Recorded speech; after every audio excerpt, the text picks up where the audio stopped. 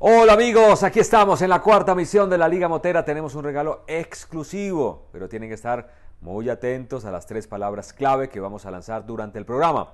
La primera persona que mande un mail a la dirección del programa que aparece en pantalla, la Liga Motera @revistalaliga.com, escribiendo esas tres palabras clave, se lleva no un casco, sino el casco. Bueno, vamos ya con los titulares. Una gloria del deporte motor latinoamericano prometió conectarse con nuestro video chat. Empezamos a disfrutar de los viajes en moto que ustedes han hecho por el mundo. Vamos a despejar mitos. Hablaremos de seguridad. Nos divertiremos con videos virales. Vamos a hablar de la técnica de MotoGP.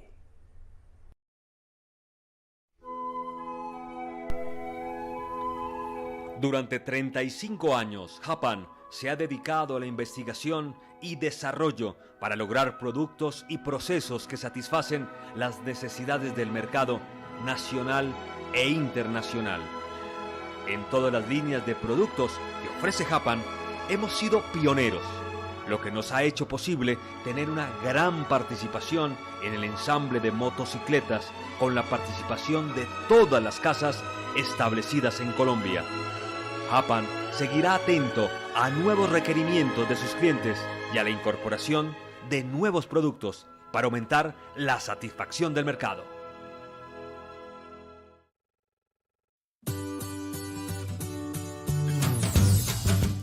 La ventana que se abre en nuestro video chat de hoy nos permite conectarnos con una gloria del deporte motor latinoamericano y mundial, y no solo del motociclismo, porque a ver, si uno repasa, además de haber sido campeón venezolano, debutó y ganó en el Campeonato del Mundo, fue campeón en su primer año en la elite del motociclismo de velocidad, ganó en Daytona, corrió y les ganó a los más grandes de su época, y después decidió correr en autos y fue compañero de escena en Fórmula 1 y fue campeón de turismo italiano y fue campeón de superturismo en Alemania. Bueno, ¿cuántas vidas ha vivido Johnny Cecotto? Qué gusto que se una a la Liga Motera hoy. Johnny, son muchas vidas para una sola persona. ¿Cómo va?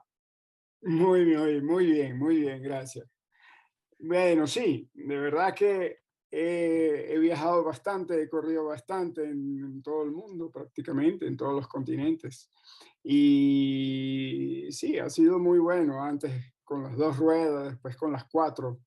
De verdad que, bueno, las victorias no faltaron y los campeonatos tampoco. Cuando mira hacia atrás y ve un poco esa campaña, ¿la sabe suya o mira y dice, esto lo tiene que haber hecho otra persona? ¿Cómo pude hacer tantas cosas en tan poco tiempo, por otra parte, no? Sí, verdad que sí. Bueno, aunque han pasado bastante años y bueno, diría que con las motos ni mucho, porque en el mundial únicamente la pasé desde el 75 hasta el 80. Son 6 años nada más. Pero como siempre tenía la idea de pasar a las cuatro ruedas, porque eso fue lo que hizo mi padre también. Y es más, después de la primera carrera en moto, cuando tenía 16, él me dijo, muy buena carrera, pero mejor dejas las motos y cuando tengas 18 yo te ayudo para que corras carros. Y después mi respuesta fue, ok, yo cuando tenga 18 tú me ayudas con los carros, pero por ahora corro con las motos.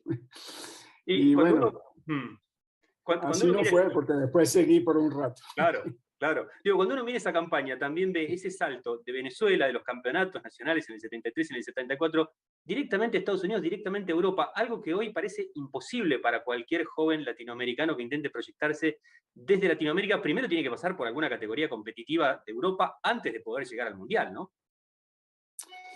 Sí, la verdad es que fue, digamos, una sorpresa grande para todos y para nosotros también, para mí también. Es decir, llegar a Daytona o llegar a Europa, en Francia, al Paul Ricard, el primer día de los mundiales, donde competí en 250 y 350 y ganar las dos carreras el mismo día fue algo increíble para todos. Y bueno, eso fue lo que nos ayudó para quedarnos esa temporada en Europa y lograr ganar el primer mundial, porque la idea era competir una o dos carreras y después volver a Venezuela, porque no había patrocinio, no había budget suficiente para quedarse toda la temporada. Y con ese exploit, esa carrera en Paul Ricard, bueno, salieron los patrocinantes y pudimos eh, terminar la temporada en Europa. Y eso que cuenta tan sencillo, digo, fue salir campeón en el primer año, fue salir campeón con menos de 20 años, lo cual también era una proeza porque fue el primer campeón teenager de la historia del Mundial de Velocidad. ¿Cómo fue manejar todo eso desde lo personal, Johnny? Si bien la exposición era otra, no estaban las comunicaciones que hay hoy o las redes sociales que hay hoy, pero no dejaba de ser un muchacho saliendo de la adolescencia que de repente llegaba y conquistaba Europa en el primer año. ¿Cómo fue manejar eso, manejar la expectativa de la prensa, manejar la fama súbita, manejar todo lo que se viene, ¿no? Con los grandes triunfos? Bueno, mira, este, ha sido, no sé, bastante natural. Bueno, yo nací en un taller mecánico, porque Claro. mi padre siempre ha tenido talleres de carros. Y ahí empecé a pasar mis días desde chiquito. Y bueno, con las motos, cuando empecé a correr, yo mismo me preparaba mi moto y lo mismo fue en los mundiales. Yo pasaba los días en el taller con los mecánicos y trabajaba con ellos y preparaba mi moto junto a ellos. Y no sé, correr y ganar las carreras que ya había empezado en Venezuela y en Sudamérica, me parecía tan normal, tan natural que, fíjate, el primer día de los mundiales que gané las dos primeras carreras mías en los mundiales, me pareció una cosa normal, aunque no lo era. Ganarle a Agostini, por ejemplo. Por ejemplo, es que eso era lo que yo tenía, me había fijado. Es decir, mi intención era ganarle a Agostini, pero ganarle así, antes en Daytona y después en el Paul Ricard, y todas las otras carreras que hice también, fue algo increíble, pero me pareció, como te dije, normal. Era también una época muy difícil del Campeonato del Mundo, Johnny, en cuanto a la precariedad de las medidas de seguridad, de los circuitos, de dónde se corría, de cómo estaban presentados los circuitos, de la poca voz que por ahí tenían los pilotos para pedir mejoras en la seguridad, y también de la seguridad propia de los monos, de los trajes, de los cascos de esa época, ¿no? Había que correr en esa época de mediados, fines de los 70 en el Mundial de Motos. Verdad que sí, era bastante peligroso. Es más, varios pilotos que corrían juntos a mí desaparecieron en accidentes ni tan fuertes. Bueno, el peligro siempre lo hay, hoy en día también, pero claro, la seguridad ha mejorado muchísimo. Los trajes, los cascos, las motos, los circuitos y todo lo demás. La velocidad siempre puede ser peligrosa, claro, pero antes era mucho, mucho peor. Con la seguridad de hoy, ¿hubiésemos tenido una campaña de Johnny Cecotto un poco más amplia en el motociclismo? Tardía hasta los 24, 25 años. Bueno, yo creo que hacer el cambio hoy en día, un motociclista que pase, que llegue a Fórmula 1 es muy difícil. Es muy difícil porque hoy en día los chicos empiezan muy, muy temprano, a edad muy, muy baja, sea con las motos que con los carros, karting y todo eso. Así que se hacen una experiencia en dos ruedas o en cuatro ruedas que pasando los años, si uno empieza con las motos y llega a los 20 o 25 y quiere pasar a los autos, sí, puede pasar en alguna categoría, pero llegar a Fórmula 1 creo que es casi imposible. Absolutamente. Hoy, qué diferente sería subirse una moto con la electrónica que tienen actualmente. Digo, que perdonan mucho más los excesos. En esa época suya había que manejar todo con el puño, ¿no? ¿Verdad que sí? Bueno, y lo mismo con la Fórmula 1 que yo corrí. No había electrónica que te ayudaba. Hoy en día, en Mi los ingeniero últimos años, diciéndote desde boxes qué hacer, ¿no? Sí, es decir, en los últimos años la electrónica ha cambiado totalmente las cosas. Es más, si tú ves,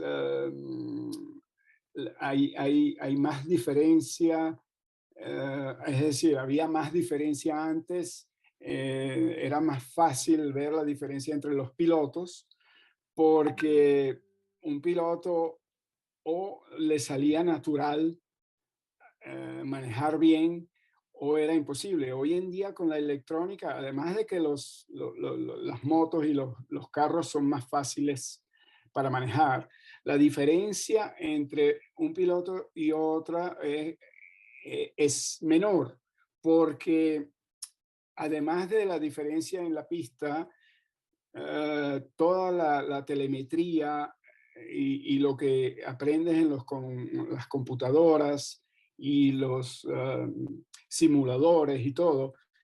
Es decir, no había antes y ahora un piloto puede ver muy fácilmente la diferencia en una computadora con otro piloto y ver dónde tiene que mejorar y dónde pierde tiempo. Así que las cosas se han hecho, digamos, más fáciles, pero están más cerca. Es decir, antes había diferencias de segundos entre un piloto y otro, y hoy en día no es así. Hoy son milésimas. Sus hijos, Johnny Amadeus y Jonathan, le salieron automovilistas por elección. ¿Tuvo algo que ver usted ahí? ¿Nunca pensó, bueno, por ahí las motos?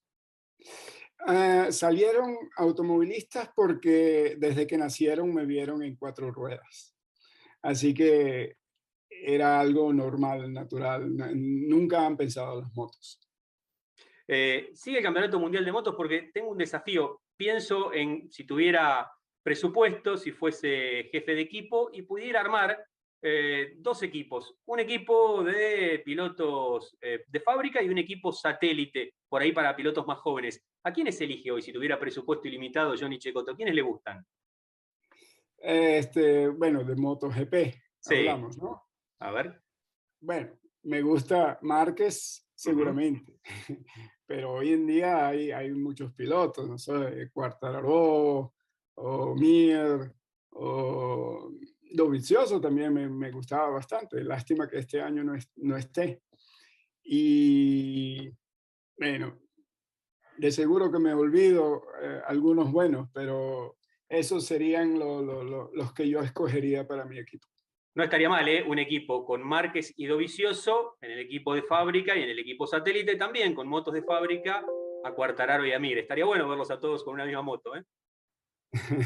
Sí, sería bueno, muy bueno. Si hoy se superponen una carrera de Fórmula 1 y una del Mundial de Motos, ¿cuál ven en la tele?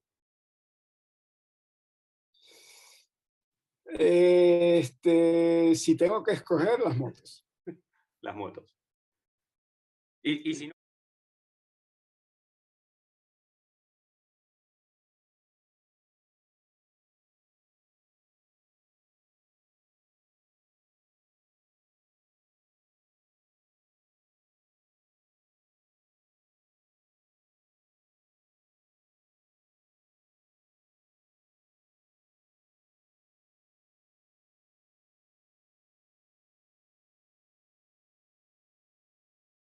Computadora con otro piloto y ver dónde tiene que mejorar y dónde pierde tiempo. Así que las cosas se han hecho, digamos, más fáciles, pero están más cerca. Es decir, antes había diferencias de segundos entre un piloto y otro, y hoy en día no es así. hoy son milésimas. Sus hijos, Johnny Amadeus y Jonathan, le salieron automovilistas por elección. ¿Tuvo algo que ver usted ahí? ¿Nunca pensó, bueno, por ahí las motos? Salieron automovilistas porque desde que nacieron me vieron en cuatro ruedas. Así que era algo normal, natural. Nunca han pensado en las motos. Sigue el Campeonato Mundial de Motos porque tengo un desafío. Pienso en si tuviera presupuesto, si fuese jefe de equipo y pudiera armar dos equipos. Un equipo de pilotos de fábrica y un equipo satélite, por ahí para pilotos más jóvenes. ¿A quiénes elige hoy si tuviera presupuesto ilimitado Johnny Cecotto? ¿Quiénes le gustan? Bueno, de MotoGP Sí, hablamos, ¿no? a ver. Bueno, me gusta Márquez, Ujú. seguramente, pero hoy en día hay muchos pilotos, no sé, Quartararo o Mir o Dovizioso también me gustaba bastante. Lástima que este año no esté. Y bueno, de seguro que me olvido algunos buenos, pero esos serían los que yo escogería para mi equipo. No estaría mal, ¿eh? Un equipo con Márquez y Dovizioso en el equipo de fábrica y en el equipo satélite también con motos de fábrica a Quartararo y a Mir. Estaría bueno verlos a todos con una misma moto, ¿eh? Sí, sería bueno, muy bueno. Si hoy se superponen una carrera de Fórmula 1 y una del Mundial de Motos, ¿cuál ve en la tele?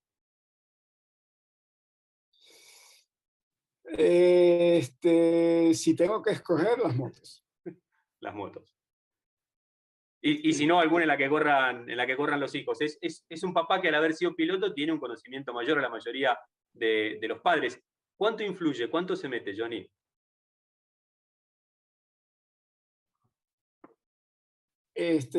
Bueno, yo trato de ayudarlos con mi experiencia. Lo hice desde que empezaron y, y especialmente cuando tienen algún problema de preparación, de puesta a punto. Ujú. Ahí sí los puedo ayudar, porque muchas veces los equipos, los ingenieros tienen dificultades en entender exactamente lo que necesita un piloto. Más que todo porque estos ingenieros, estos técnicos, casi ninguno de ellos ha manejado un carro de carrera y tiene experiencia en carrera. Y yo conozco muy bien mis hijos desde que empezaron. Y ellos cuando me dicen, tengo este problema en una curva, en la frenada, en la entrada de curva, en la salida de la curva, entonces yo les sé decir exactamente, inmediatamente lo que tienen que hacer como puesta a punto del carro. Johnny, muchísimas gracias por esta conexión con la Liga Motera. Un gusto haber repasado una porción, aunque sea de su campaña, y haberlo tenido para toda Latinoamérica, recordando aquellos comienzos y también este presente. Bueno, Martín, ha sido un placer. Qué placer, ¿eh? Gracias. Qué lujo nos dimos en este video chat de hoy de la Liga Motera tener nada menos que a Johnny Cecotto y lo que viene todavía.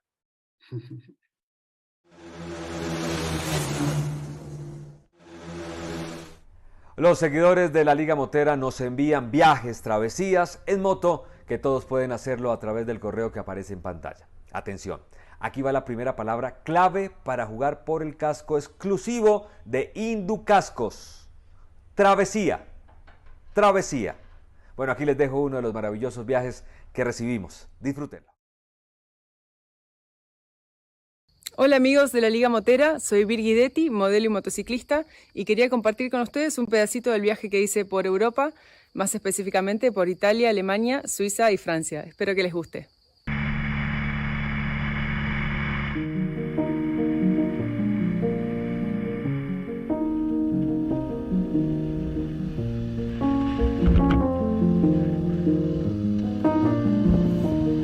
Para un poco la lluvia, se vuelven a ver las montañas y estamos casi en la cima de Großglockner.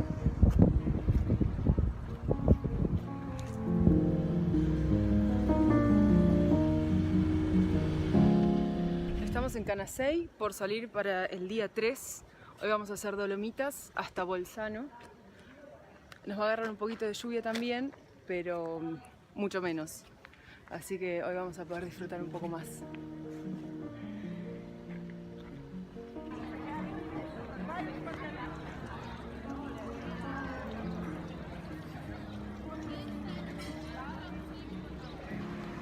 Estamos en Bolzano, día 4, siguen dando lluvia, así que ya salimos con traje de agua puesto.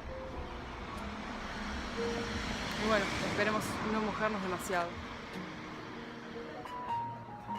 Hoy pasamos por el paso de Stelvio, que nos dijeron que está espectacular.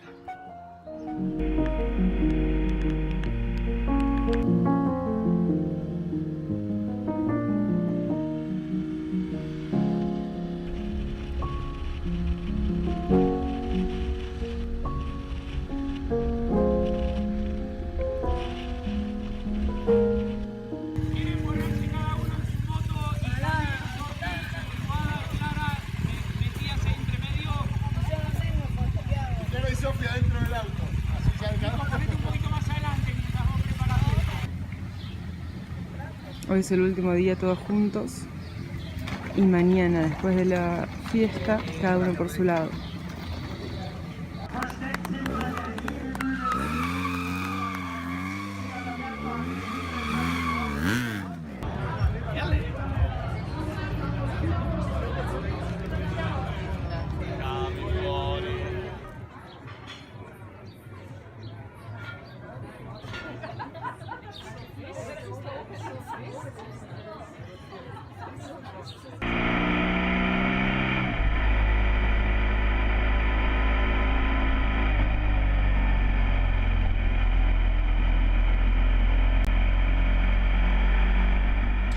Ella te acompaña y soporta en todos tus recorridos. Inicia el día full energía, gira el switch y conecta con la aventura. Llena el tanque de emoción, con la farola ilumina el camino. Su motor responderá a la potencia que le exijas en cada kilómetro. Disfruta suavemente cualquier terreno y velocidad, gracias a su estable suspensión y fuerza de transmisión. Sin importar tu estilo de conducción, ella responde rápida y segura. Ella es leal y confía que le gastes lo que se merece. Tú decides a dónde y con quién viajas. Gitaco lo hace realidad. Gitaco, the journey that excites.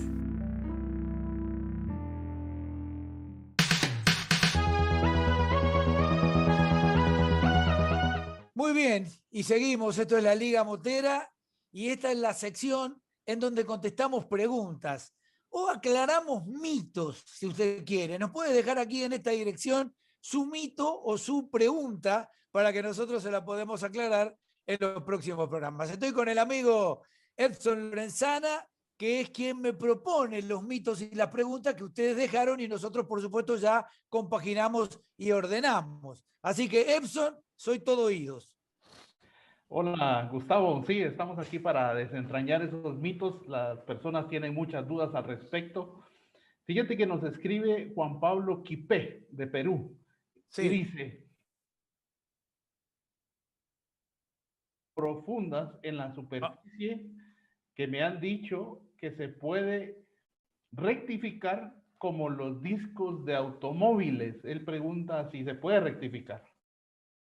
Mira, le tenemos que decir al amigo peruano que me debería explicar un poco mejor qué moto es, porque hay motos que sí traen discos con posibilidad de rectificación. O sea, tienen una medida en su grosor en donde está contemplado que tal vez una vez se lo pueda rectificar, o sea, remecanizar y sacar esas rayas.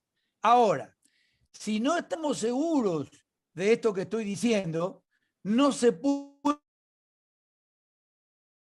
de frenos de moto, vas a encontrar grabado en algún sector del disco, cuando se puede rectificar, la medida menor a que puede quedar después del remecanizado.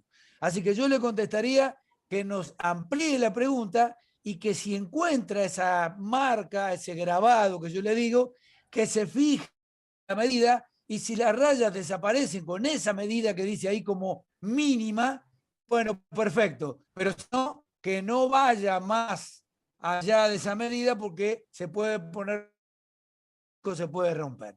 En la mayoría de los casos de las motos pequeñas, las motos de medida estándar y hay que usarlo así, recambiarlo y se acabó. Del todo caro no son, así que se pueden recambiar fácilmente. En otras motos de mayor cilindrada, con frenos más importantes, hablemos, hay algunos casos posibilidad de una pequeña rectificación, pero son décimas nada más, lo que permite el fabricante. Hay que estar alertado de estas cosas, porque si no la situación se puede poner peligrosa si se rectifica y el disco no se puede rectificar.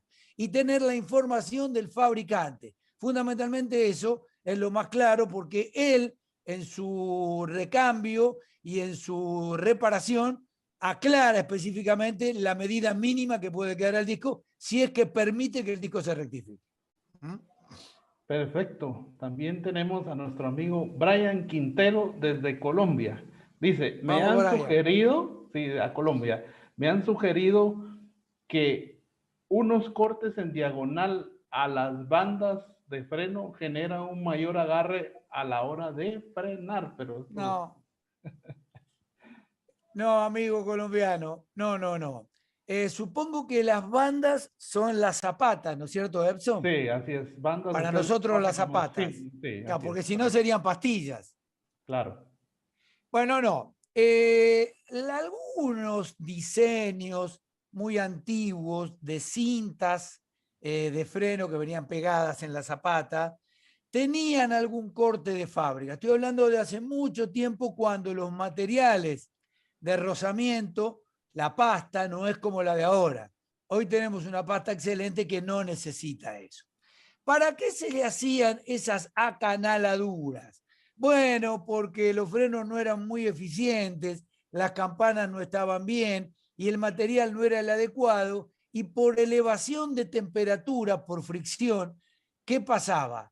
El freno cristalizaba el material de fricción, o sea, lo ponía con la temperatura más duro de lo que debería y perdía esa capacidad de frenado.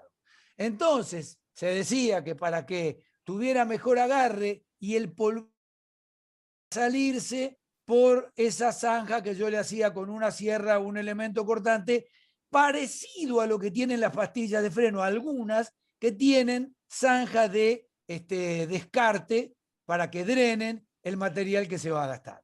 Yo te diría que no lo hagas, que es un mito, que no sirve absolutamente para nada. Tenés que tener la campana de freno perfectamente redonda, controlada en un gramín, con un comparador, y si no, llevarla a un amigo tornero, para que si no está redonda y se puede rectificar con una pasada de herramienta, la rectifique y la deja específicamente redonda, y le pones cinta super medida a medida, nuevas, con los materiales actuales, y no tenés que estar haciendo esos cortes. Eso es un mito. El corte no sirve para nada.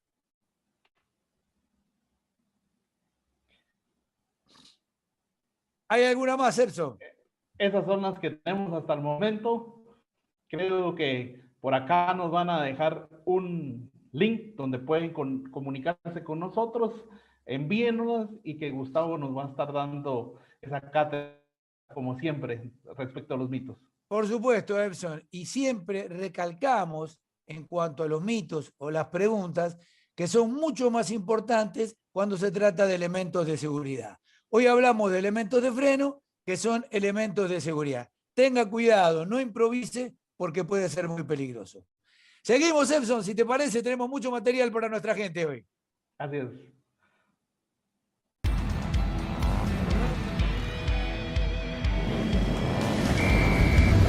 Solo Castrol Power One tiene tecnología de liberación de potencia para una aceleración superior cuando la necesitas, donde la necesitas. Ahora con tapa embudo.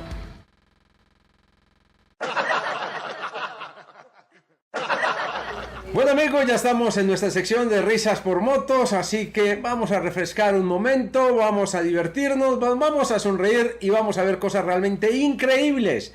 Bueno, y empezamos de nuestra sección. A ver, ¿quién viene por allí? A ver, ¿en qué momento va a pasar? Sí, creo que va a pasar demasiado rápido. Sí, pasó demasiado rápido. Ni lo vimos, literalmente ni lo vimos. A ver si somos capaces. Es una prueba de esfuerzo, ¿no?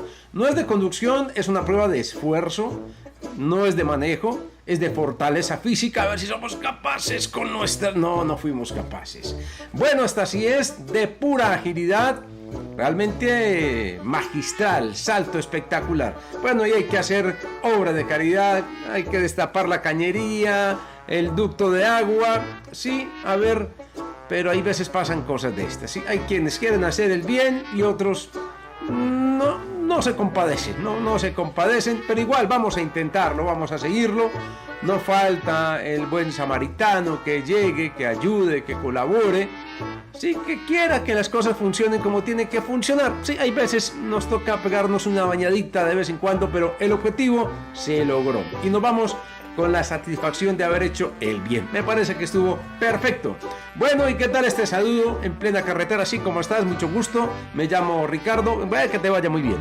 Bueno, y a ver, a desafiar el peso y la habilidad, a ver si esto compagina bien, si van bien. No del todo, parece que no del todo bien.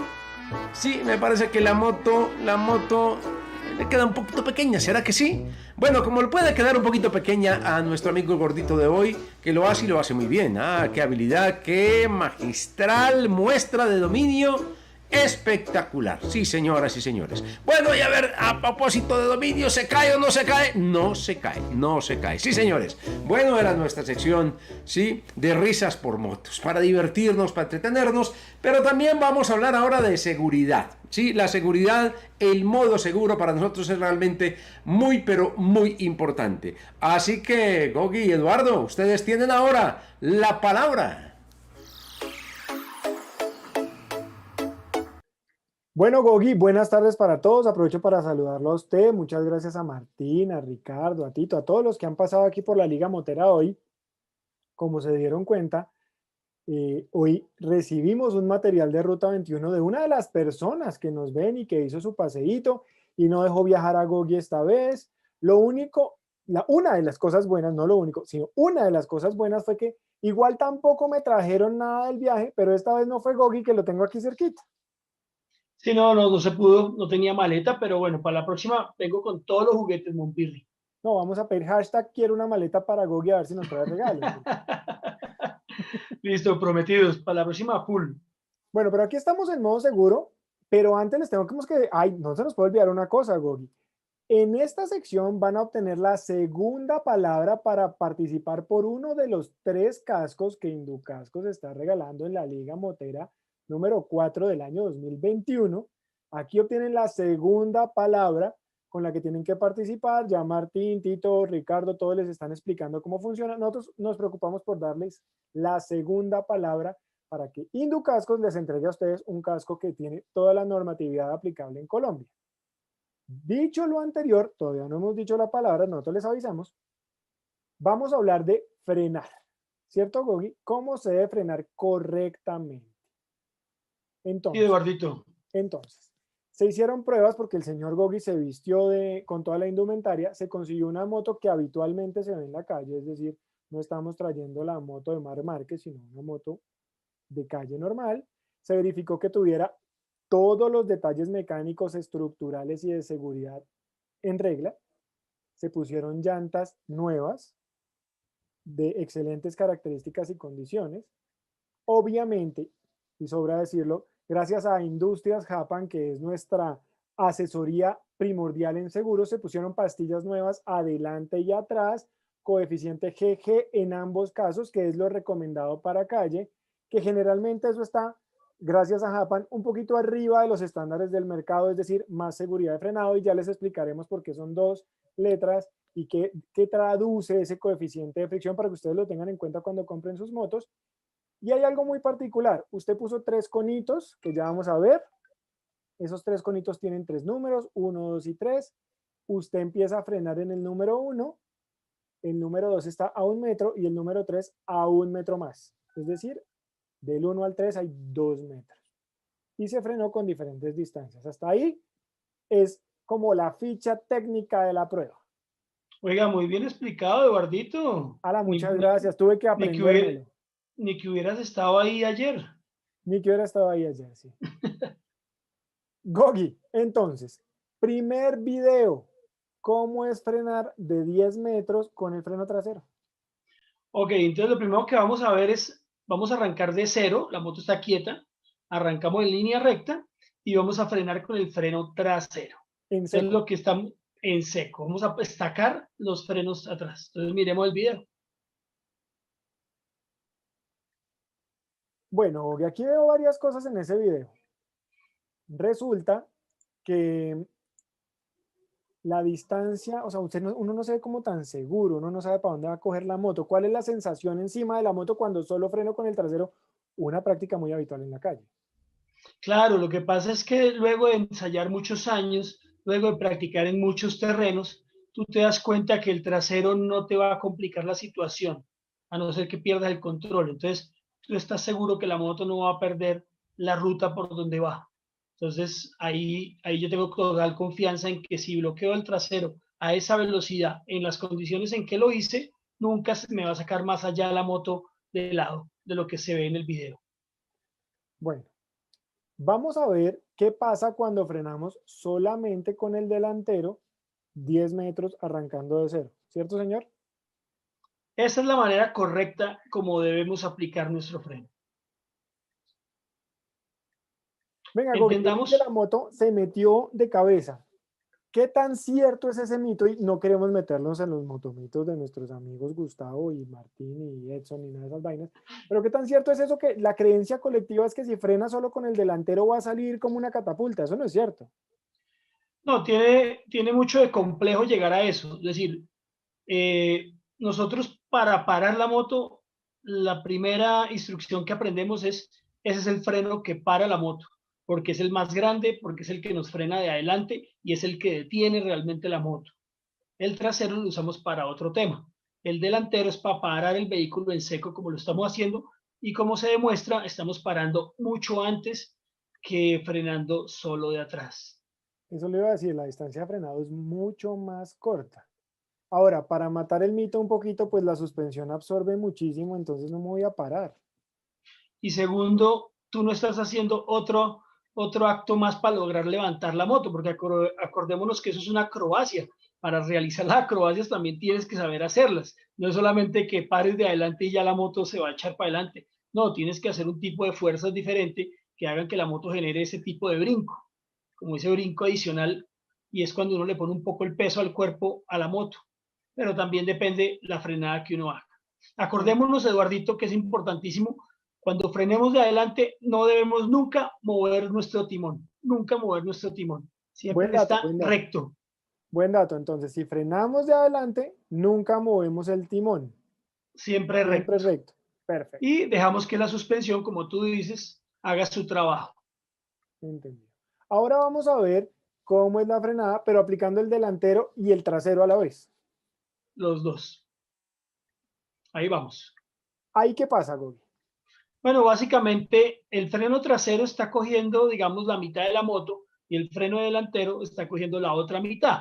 Lo que hace es que reparten ese peso grande en dos y cada uno hace su trabajo y la moto, por ende, lo que hace es bajar en conjunto y, por ende, frena mucho antes. Es el frenado mucho más seguro que tenemos en el motociclismo.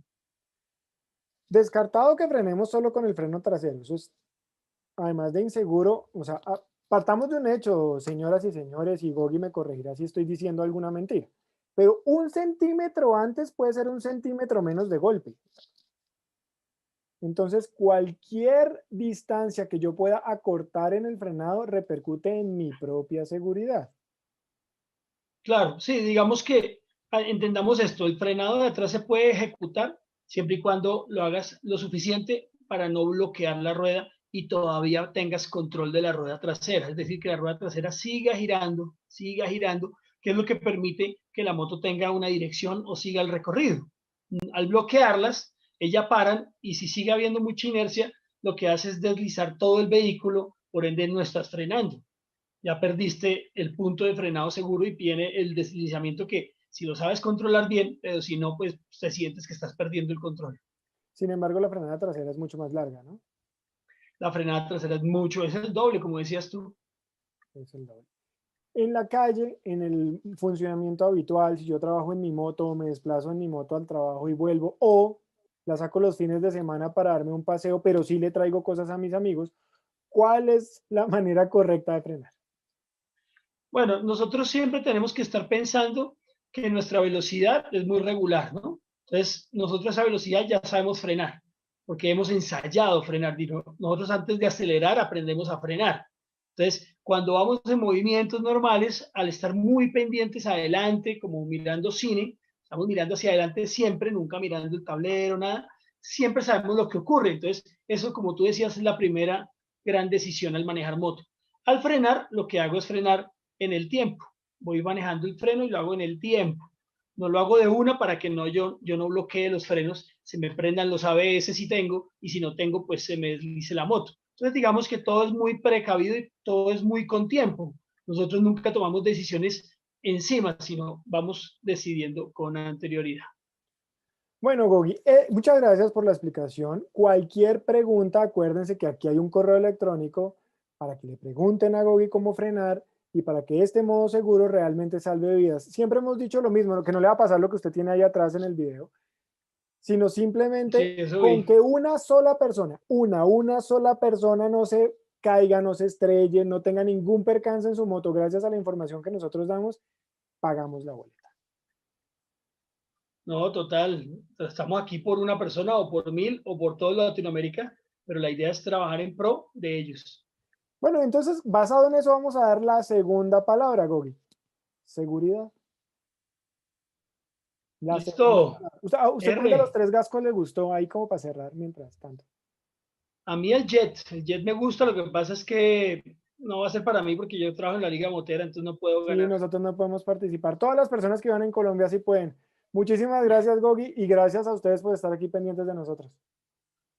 Eduardito, gracias por la explicación. Cuídense. Chao, chao, seguimos.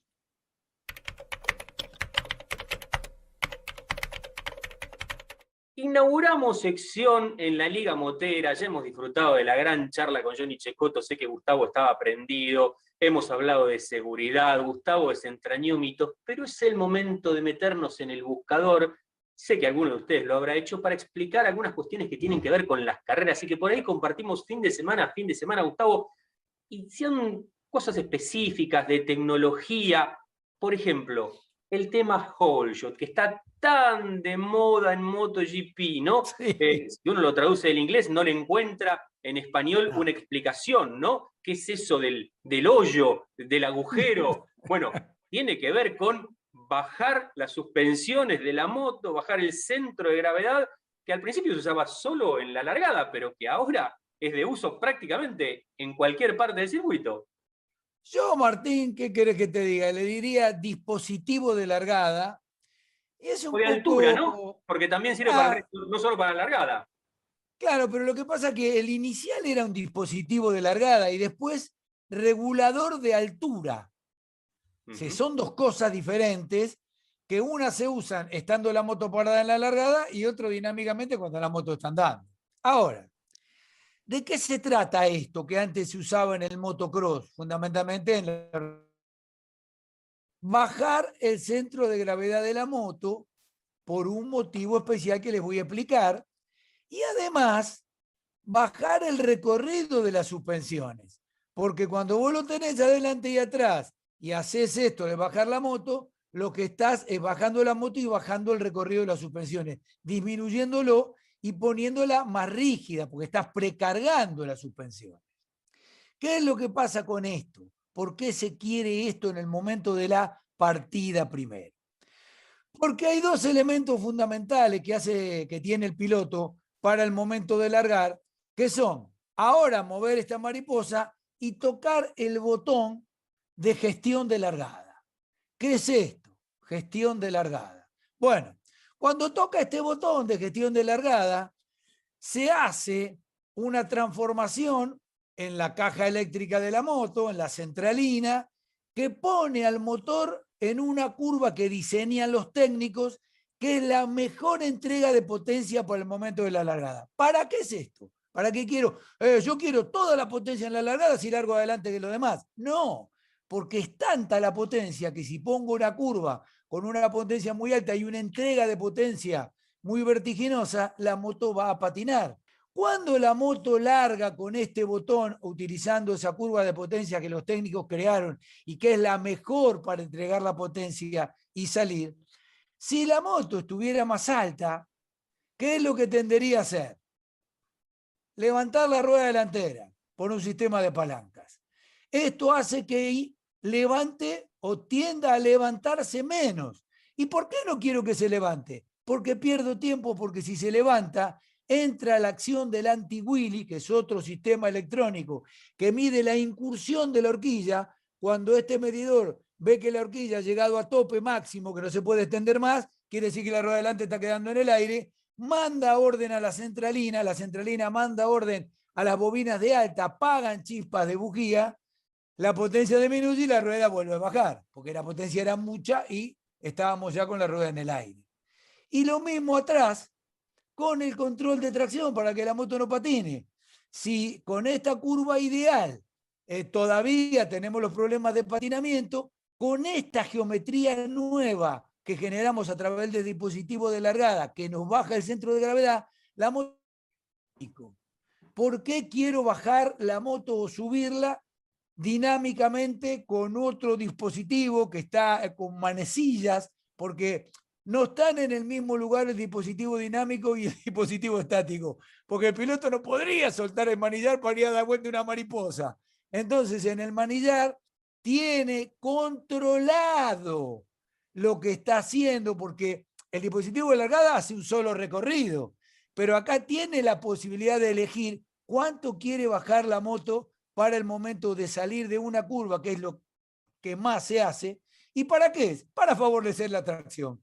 Bajando la moto en el momento de la salida, pasa lo mismo que en la largada, entrega la potencia que tiene que entregar, y con esa ciclística nueva, con ese centro nuevo, tiende a patinar menos, avanza y no quedamos haciendo spinning en el mismo lugar.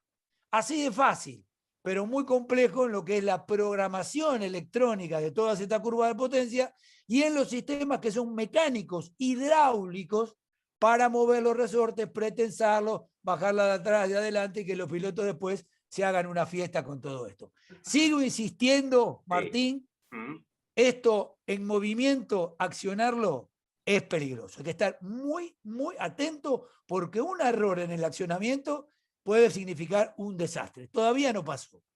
Y creo que el reglamento pronto lo va a contemplar.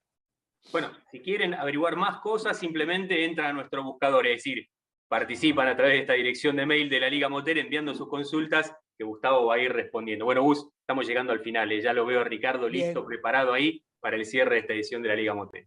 Que venga, Ricardo. Muy bien, el tiempo se ha ido agotando, ¿no? Pasa rápido cuando uno se entretiene, cuando de verdad está contento. Y hoy la hemos pasado muy bien todos en nuestra Liga Motera.